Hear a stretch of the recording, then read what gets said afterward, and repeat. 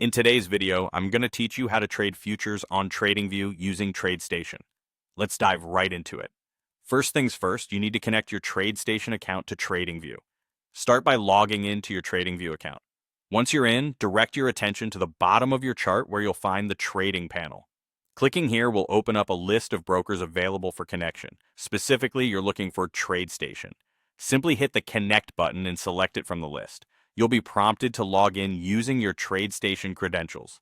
After entering your details, look for a green dot next to TradeStation, signifying a successful connection.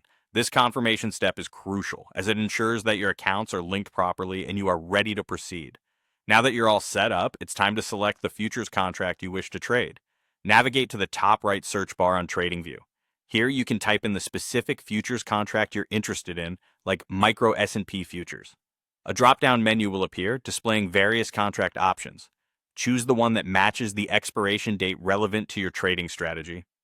For instance, you might choose a specific micro E-mini S&P 500 contract, labeled something like MES. With your futures contract chosen, you can now place your orders. On the right side of your TradingView screen, you'll find the order panel. This is a handy tool allowing you to swiftly set up, market, limit, and stop orders. If you're someone who likes a visual approach, you have the option to click directly on the chart at your desired price point to place an order. Remember, managing risk is important, so don't forget to set take profit and stop loss orders. You can establish these at specific price levels or dollar amounts that align with your trading strategy.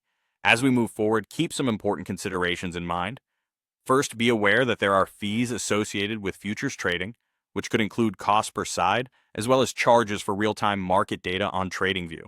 Additionally, be conscious of potential data delays. As orders are processed, there might be slight lags between TradingView and TradeStation. It's vital to ensure that you select a futures contract with the correct expiration date, steering clear of continuous ones, especially when trading with real funds. Lastly, if you're still honing your strategy, consider practicing with a paper trading account. This allows you to test your approach without the risk of losing real money. And there you have it, a comprehensive guide to trading futures on TradingView with TradeStation. By following these steps, you're setting yourself up for a smoother trading experience. Thanks for watching, and be sure to tune in next time for more trading tips and insights.